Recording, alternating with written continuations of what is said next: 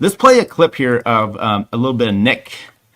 A little bit of Nick Rekieta. I want to go through some of this a little bit. So he was coping, seething, and talking about his family and whatnot. And so here we go.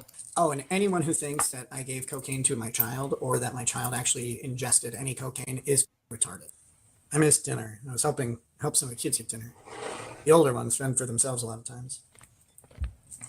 Oh, Isn't that what the problem was before? The kids were having to fend for themselves. by the way, let me just say this. Literally all of I want to say that too about the coke stuff. So I know she got tested. There was coke in there, and he does say, maybe we'll play it in this part here, that the state refused to retest her. Okay, well, whose possession is she in now? You could do those hair follicle tests. You know, they have 90 days they're able to go back to. Is she bald now? Is she still have any roots in her hair? Go get a test. Just go get a test. I think that's pretty easy to do. If they didn't want to do it, you could have done it. is bogus. All of it. All of it. Anything where the kids are like hungry or like dirty or stinky or whatever, any of those reports, those are all false. None of that happened. None of that was true. People make a big deal out of my 6-year-old. People make a big deal out of my 6-year-old. Asking the police officer to help her get clean clothes. They're like, see, it's a dirty child. No, she had just woken up for the day. She was still in pajamas. She needed to change into clean clothes because our kids do wear clean clothes. Okay, let's stop right there. And by the way, I wish I had done a little bit more prep here. The officer said they said when they getting the kids out of the house, they said the daughter said to them, "I need to get clean clothes," just like what Nick said there, right? However, there was another, and this is where body cam comes into it. There was an extra statement that girl put onto the "I need clean clothes," which was, "I haven't changed my clothes in 3 days." I think that's what it was. "I haven't changed my clothes in 3 days. I'm dirty," something like that. Okay, so that's a little different than what Nick is saying about this kid. So once again, he could be right. Maybe the officer embellished that. It seems a little odd. We probably have body cam footage. We're able to take that into account.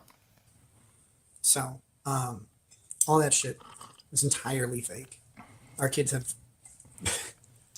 the amount of money spent on food in this house. Yeah, they're not hungry. They can all cook for themselves. It's insane.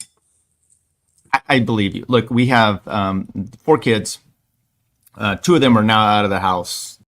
It's still your response. I know the 2 that live at home still. I mean, they're both in college now, but you know, we still. Hey, they're in college, we don't have. But you still make sure your kids are eating, even if they're really self-sufficient. They're doing their laundry, when they're younger.